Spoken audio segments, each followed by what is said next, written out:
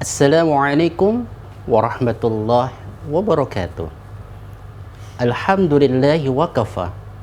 Wa usalli wa usallimu ala sayyidina Muhammadinil Mustafa wa ala alihi wa ashabihi ahlil wafa, amma ba'd.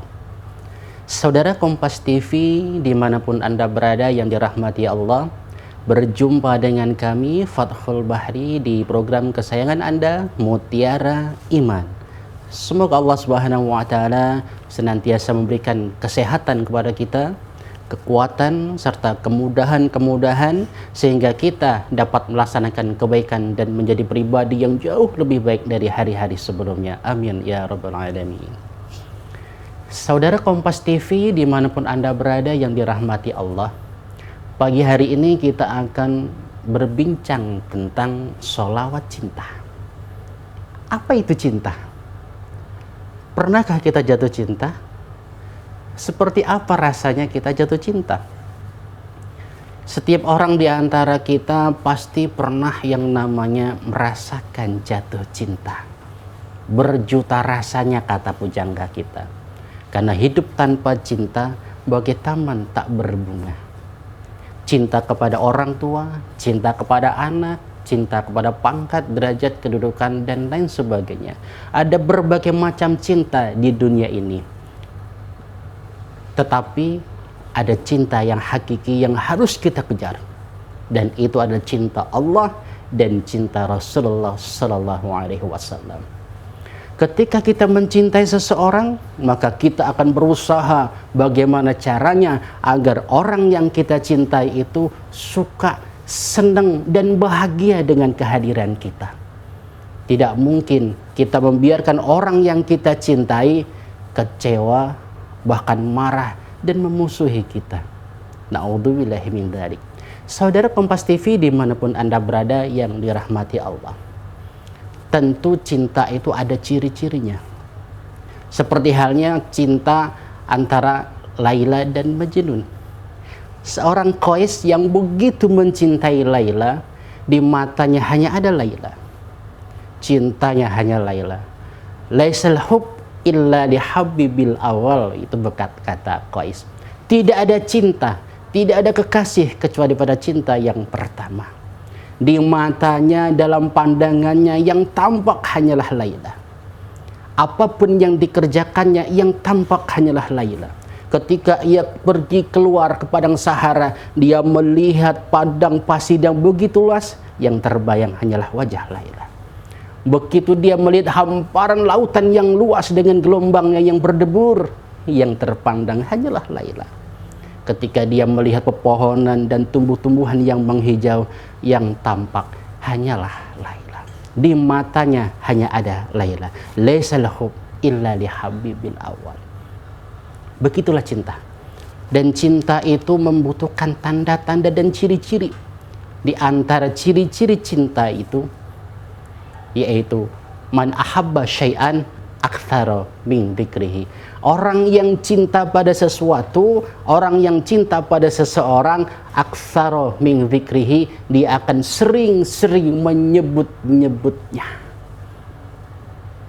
Orang berkata cinta itu mudah. Kata cinta diucapkan, aku cinta padamu, aku rindu padamu, mudah sekali kita ucapkan. Tetapi membuktikan cinta itulah yang butuh perjuangan. Karena cinta tanpa diperjuangkan, dia hanyalah omongan belaka. Begitu juga dengan Qais. Dia begitu mencintai Laila, maka dia lebih suka berdekatan dengan Laila. Tidak ada orang lain yang lebih menarik hatinya kecuali Laila. Tidak ada perkataan yang lebih ingin dia dengarkan selain perkataan dari Laila. Begitulah kalau orang sudah jatuh cinta. Dan man ahabba syai'an aktsara min dzikrihi, dia akan sering-sering menyebut namanya. Begitu juga jika kita cinta kepada Allah, cinta kepada Rasulullah, yang terpandang di mata kita ketika kita melihat hamparan semesta ini, yang kita lihat hanyalah penciptanya, yaitu Allah Subhanahu wa Ta'ala. Kita melihat pohon yang tumbuh begitu menghijau di bumi yang sama, air hujannya sama. Mengapa pohonnya berbeda? Di sini cocok pohon kelapa, Di sini tidak bisa pohon kelapa, jagung bisa tumbuh. Di sini tidak bisa jagung, singkong baru bisa tumbuh. Satu tanahnya, airnya sama, tapi kok tumbuhannya berbeda. Yang kita lihat bukan tumbuhannya, tetapi penciptanya, yaitu Allah Subhanahu wa Ta'ala. Kita ke pantai, kita melihat debur ombak yang begitu mengasyikkan hati kita. Yang kita lihat, yang kita dengar hanyalah suara kerinduan, kemesraan dari Allah Subhanahu wa Ta'ala. Ketika kita berada dimanapun, yang terbayang, yang terpandang hanyalah Allah Subhanahu wa Ta'ala. Tidak ada suara, tidak ada bacaan yang lebih ingin kita dengar kecuali bacaan yang terkasih. Kalau Allah berarti Al-Quranul Karim. Tidak ada bacaan yang lebih kita cintai, yang lebih ingin kita dengar kecuali bacaan ayat suci Al-Quran. Itu berarti cinta kita kepada Allah Subhanahu wa Ta'ala. Dan cinta kita kepada Rasulullah Sallallahu Alaihi Wasallam dengan cara kita menyebut-nyebut namanya. Inilah yang kita sebut dengan salawat cinta. Banyak bersalawat kepada Rasulullah, menyebut-nyebut namanya. Kita mengingat perjuangannya, bagaimana ketika Rasulullah Sallallahu Alaihi Wasallam berjuang menyebarkan ajaran Islam ini. Dari semula terasing, dimusuhi oleh kaumnya sendiri, diusir dari tempat lahirnya, hijrah ke tempat yang masih asing, melewati padang pasir yang begitu terik, begitu tandus, tak ada air di situ. Rasulullah tetap tegar memperjuangkan Islam hingga sampai kepada kita, hingga sampai kepada anak cucu kita. Ini kalau bukan karena dasar cinta Rasulullah kepada umatnya, kepada kaumnya, mungkin beliau tidak akan melakukan semua itu. Karena beliau sudah sangat cinta kepada kita, bahkan di akhir hayatnya pun yang tersebut di namanya beliau, yang disebut oleh lisan beliau, bukanlah istrinya, bukanlah putrinya, bukan hartanya, tetapi apa? Ummati, ummati, ummati, umatku ya Allah. Saudara Kompas TV dimanapun Anda berada, jangan beranjak dulu, karena kami akan kembali setelah pesan-pesan berikut ini.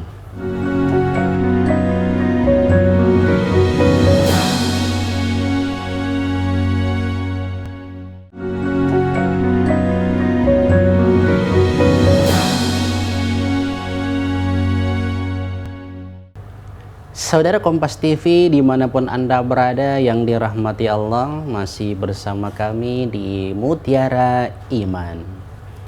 Rasulullah Shallallahu Alaihi Wasallam begitu besar cintanya kepada kita umatnya, terhadap manusia, terhadap pribadi, terhadap figur yang begitu mengutamakan kita, melebihi dari keluarganya, hartanya, anaknya.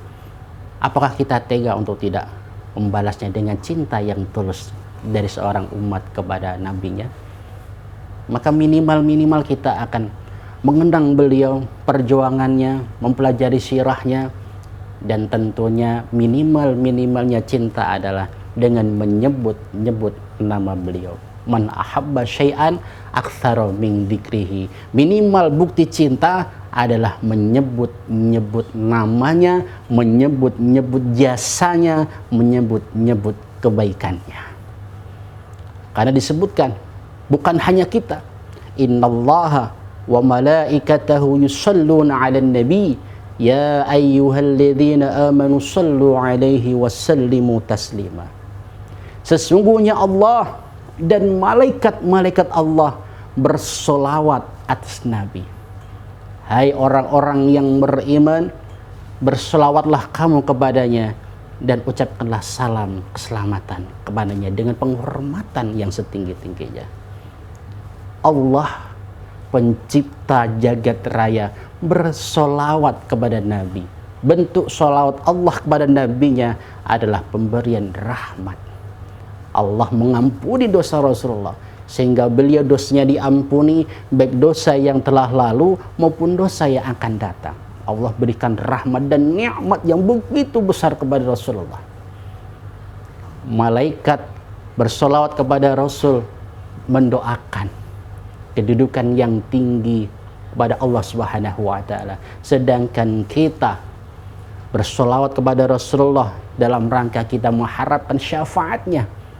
Kelak ketika di hari tidak ada pertolongan, tidak ada syafaat kecuali syafaat Rasulullah Sallallahu Alaihi Wasallam. Bahkan Rasulullah pun dalam salah satu sabdanya, man ahabba syai'an fa'akthar min dzikrihi. Kemudian ada juga dalam suatu riwayat menyebutkan, man shalla alayya wahidan sallallahu alaihi asyran. Barang siapa yang membaca salat kepadaku sekali, kata Rasul, maka Allah akan membalas salawatnya itu 10 kali. 10 rahmat, 10 kebaikan, Allah ampunkan 10 dosa, Allah angkat 10 derajat kita. Masya Allah. Pertanyaannya, apakah kita bersalawat kepada Rasulullah hanya ketika sholat?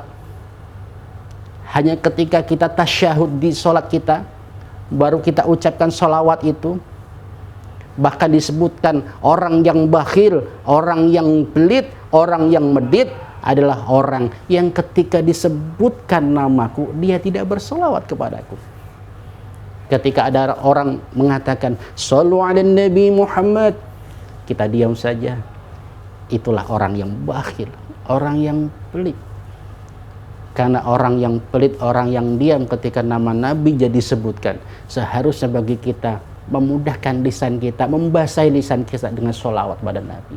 Ketika ada suruhan Shallu ala Nabi Muhammad, Allahumma sholli alaih, minimal seperti itu. Karena sesungguhnya dengan bacaan sholawat tersebut, Allah akan memberikan keberkahan dan kemudahan-kemudahan dalam kehidupan kita. Simpel saja. Ketika seorang istri membuatkan kopi untuk suaminya, disertai dengan sholawat. Ia tuangkan kopi dalam cangkir, kemudian dia tuangkan air yang panas, kasih gula, kemudian diaduk, dia sertai dengan bacaan sholawat. Sallallahu ala Muhammad. Ketika disajikan kepada suami, suaminya meminum kopi tersebut, itu akan menjadikan keberkahan dan kesehatan bagi suaminya. Karena air itu ketika dibacakan doa, air ketika dibacakan kalimah-kalimah yang positif, kalimah-kalimah thayyibah, terlebih sholawat, air itu akan mengkristal dan menjadi positif dan menjadi sumber kesehatan bagi orang yang meminumnya. Seorang suami yang meminum kopi yang telah dibacakan sholawat cinta oleh istrinya, itu akan menjadikan keberkahan dalam rumah tangganya, menjadi lebih harmonis. Cobalah ibu-ibu, ketika membuat kopi untuk suami, bacakan sholawat. Seorang suami ketika mencatar motor pagi hari, akan berangkat kerja, mulailah dengan sholawat. Allahumma sholli ala Sayyidina Muhammad wa ala ali Sayyidina Muhammad. Jalannya ke kantor, perjalanannya berangkat dan pulang dari pekerjaan akan bergelimang rahmat dan barokah dari Allah Subhanahu wa taala. Bahkan ketika kita memiliki hajat, guru-guru kita mengajarkan, nah kalau kamu ingin seperti ini, kau punya cita-cita ini, kau ingin sekolahmu lancar, rankingmu bagus, prestasimu hebat, engkau ingin punya hajat naik haji dan sebagainya, bacakan sholawat. Disolawatin dulu seperti itu. Pengen beli mobil, disolawatin dulu. Karena dengan berkah sholawat itu, Allah berikan kemudahan dan keberkahan dari rezeki kita. Ada juga sholawat bermacam-macam. Sholawat neriyah, ada sholawat busroh, ada sholawat tibil kulub, yang membuat hati kita ini menjadi tenang. Karena dengan menyebut nama kekasih, menyebut nama Muhammad akan menenangkan hati kita. Diriwayatkan bahwa ada seorang sahabat yang selalu bertanya kepada Rasulullah, "Ya Rasul, engkau selalu mengulang-ulang tentang kiamat. Engkau selalu menjelaskan kiamat, engkau ulang-ulang tentang kiamat, tapi engkau tidak menyebutkan kapan datangnya kiamat." Mendapati pertanyaan tersebut, Rasul hanya diam, tidak menjawab. Diulang lagi, "Ya Rasul, kapankah datangnya hari kiamat itu?" Rasul masih belum menjawab. Pertanyaan yang ketiga, "Ya Rasul, engkau selalu menceritakan kepada kami dahsyatnya hari kiamat, tapi engkau tidak menyebutkan pada kami kapan waktunya. Maka kapankah kiamat itu datang?" Rasulullah tidak menjawab hal itu. tetapi balik bertanya, engkau menanyakan tentang kiamat, apa bekalmu untuk menghadapi kiamat? Sahabat tadi menjawab, aku tidak punya bekal apapun untuk menghadapi kiamat, tetapi aku cinta kepada Allah dan Rasul-Nya. Mendengar jawaban tersebut, Rasul pun bersabda, anta ma'aman ahbabta, engkau akan dikumpulkan bersama dengan orang yang engkau cintai. Dalam hal ini yang dicintai oleh sahabat tadi adalah Rasulullah. Maka insya Allah ketika nanti di akhirat Allah kumpulkan sahabat tadi dengan Rasulullah. Dan ketika kita mencintai Rasulullah, harapan kita semoga kita pun dikumpulkan bersama Rasulullah di surganya Allah. Saudara Kompas TV dimanapun Anda berada, jangan kemana-mana karena kami akan segera kembali setelah pesan-pesan berikut ini.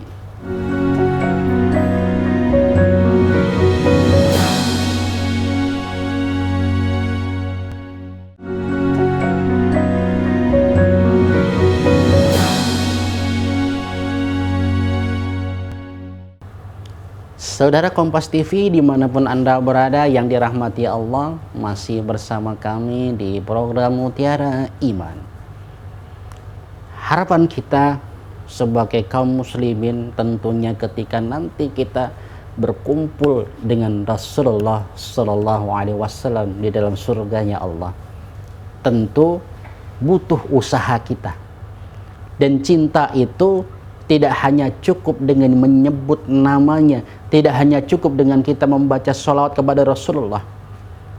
Apakah dengan sholawat itu kita akan menjadi baik? Tentu. Apakah cukup? Ada usaha lagi. Apa itu? Karena orang yang mencintai sesuatu, maka ia akan menyesuaikan dirinya dengan yang dicintai itu. Qul in kuntum tuhibbunallaha fattabi'uni yuhibbukumullah wa yaghfir lakum dzunubakum. Katakanlah wahai Muhammad, jika engkau mencintai Allah, ikuti aku. Niscaya Allah akan mencintaimu, akan mengampuni dosa-dosamu. Bukti cinta yang kedua ini adalah mengikuti. Dalam hal ini adalah mengikuti sunnah-sunnah Rasul. Kita hidupkan sunnah-sunnah Rasul. Bahwasanya Rasulullah Sallallahu Alaihi Wasallam adalah pribadi yang sederhana, pribadi yang gemar memberi, santun dalam berkata. Kita coba ikuti bagaimana sunnah-sunnah Rasul yang begitu banyak. Paling sederhana adalah ketika kita akan menyantap makanan, kita berdoa kepada Allah, Bismillahirrahmanirrahim, Allahumma barik lana fima razaqtana wa qina adzabannar. Hal yang simple yang setiap hari kita lakukan, yang setiap hari kita laksanakan, karena makan adalah kebutuhan primer kita. Tetapi kita lupa kadang untuk berdoa kepada Allah Subhanahu wa taala. Sedangkan Rasulullah mencontohkan kepada kita, ketika ada hidangan di depanmu, baca doa, mohon kepada Allah keberkahannya, dan juga berterima kasih atas rizki yang telah Allah berikan kepada kita berupa makanan tersebut. Hal simple ini pun masih sering kita lupakan. Rasulullah dengan kita perbedaannya itu cuma sedikit. Kalau Rasulullah itu makannya sedikit, kalau kita sedikit-sedikit makan.